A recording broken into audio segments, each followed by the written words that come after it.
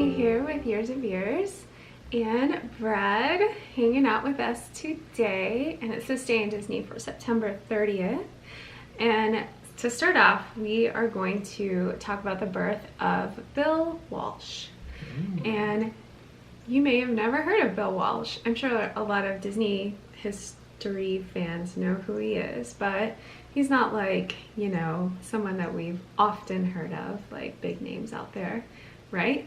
But he was a comic strip author, film producer, and screenwriter who primarily worked on live action films for Walt Disney Productions.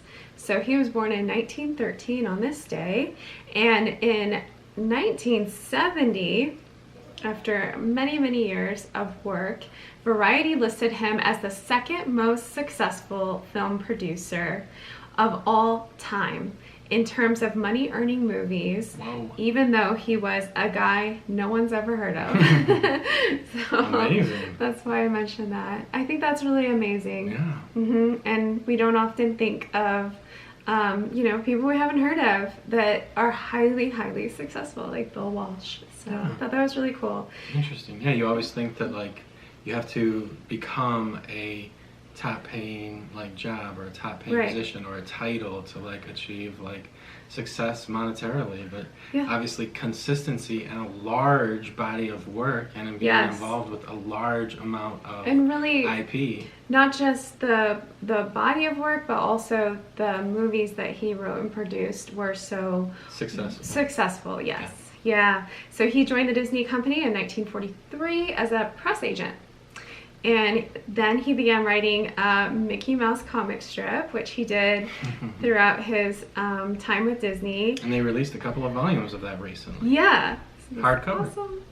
So, really interesting. Hopefully nobody gets offended, but his statement, not mine. He said, Mickey Mouse was very dull and kind of stupid in regarding like making the comic strips for him. He said, he later said, Donald Duck was the one I liked. He had complete license and he had pizzazz. There you go. So, well, he also had these full movements of like the fisticuffs and stuff. Right. And he exclamation marks. I mean, there was lots to work with. All the stuff he could do. Yeah. So, but later, he wrote gags for Panchito stories, and he actually created Uncle Remus and his Tale of Briar Rabbit Sunday strip. Oh, so like for a newspaper. Bill Walsh, yeah. And then for the 1940s, this is when he got into television production. So he did the special 1 Hour in Wonderland, Davy Crockett. Davy Crockett. Oh, no, just kidding. The Mickey Mouse Club, The Little Outlaw, Spim and Marty, The Hardy Boys, and The Mystery of the Applegate Treasure, Adventure in Disneyland, The Adventures of Clint and Mac, and Walt Disney Presents Annette. Yeah, it sounded like a lot of Mickey Mouse Club names.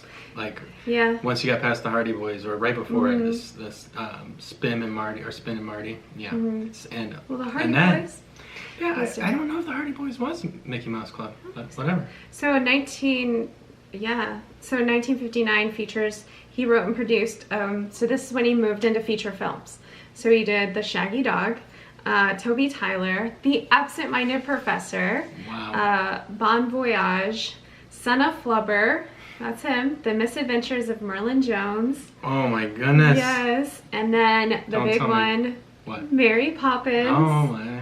Of course. He got lots of accolades and awards for that. That Darn Cat, Lieutenant Robinson Crusoe, and Blackbeard's Ghost. Wow. You should watch that. Yeah, that Blackbeard's Ghost. I've only seen that like once, and it was like in the late 80s. Yeah, it's like Halloween time. We should watch it. Okay, and so he also wrote and produced The Love Bug. So, Bill Walsh, really big. Wow. So, in 1970, he said, I make movies for people between ages of 9 and 14. It's a very intelligent and honest audience. There you go.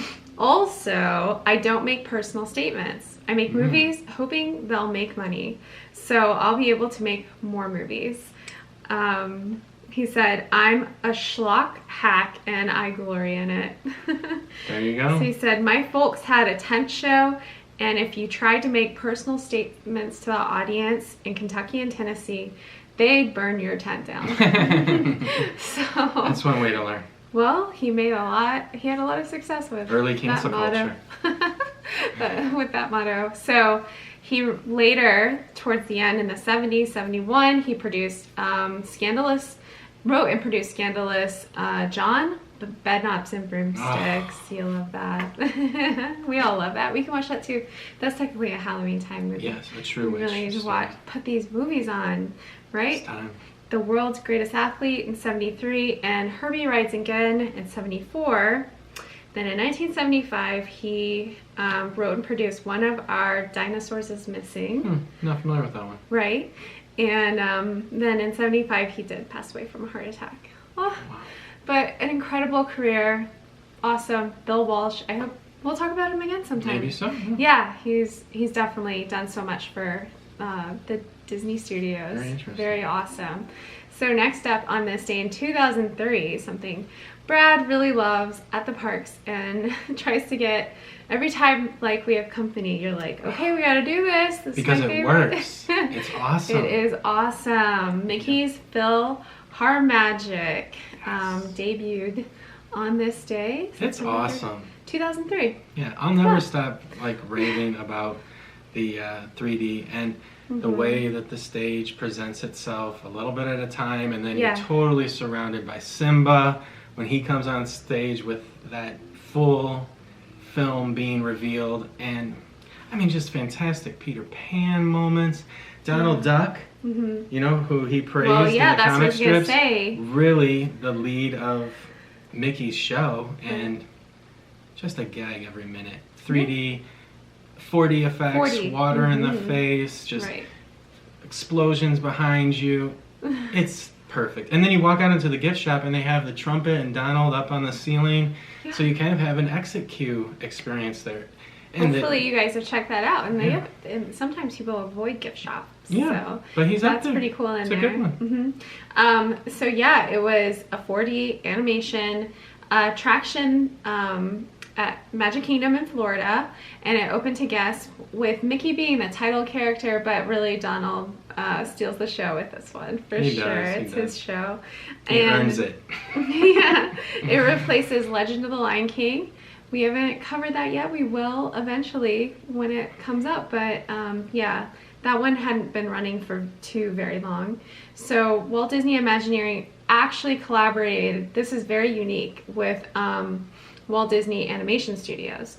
So that doesn't normally happen, but they did collaborate on this. And then plus, people from previous films, very talented, well-known people came in to help out. So like Alex Mann did the scripting and the final story for PhilharMagic. And then Glenn Keane, the artist for Ariel, came in and took her from 2D to 3D. Wow. Yep. And then Nick Ranieri, the animator of Lumiere, came in and did the same thing. How nice that they brought them in. Yeah.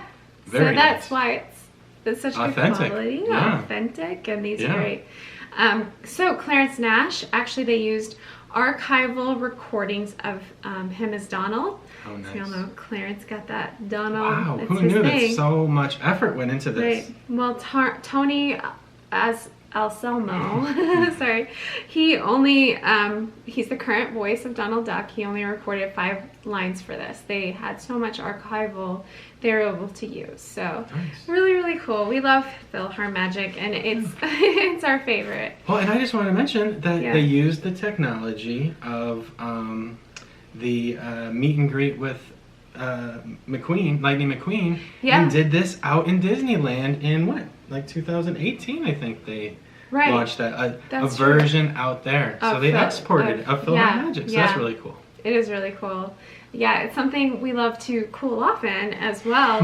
You know, as much as it's one of Brad's favorite rides, most of us will be like, well, attraction. Yeah. Most of us will be like, oh, okay, fine, because we're hot. If it's like colder, I might be like, and we could even ride the Big queue Thunder room again. gives you some room to be together and just chill. It's nice. Yeah, we've had some good experience. We've been completely alone in there as well. For sure. Once or twice. Yep. You can get away from the rain in there too, but it's a great show. It is. It's a lot of fun. We love it. And just seeing the different iterations that have been in that theater since... So well used. You It's know, crazy. Who knew? The 1971 when the parks opened, and ooh, this is an exciting week. Some exciting things are coming up, so stay tuned to This Day in Disney because we're going to be talking about some really awesome stuff the rest of this week. But that's it for This Day in Disney. Thanks for coming along. You bet. And thanks for loving PhilharMagic. Do you guys love it too? I'm going to hear in the comments, and we will see you guys next time. Bye. Bye.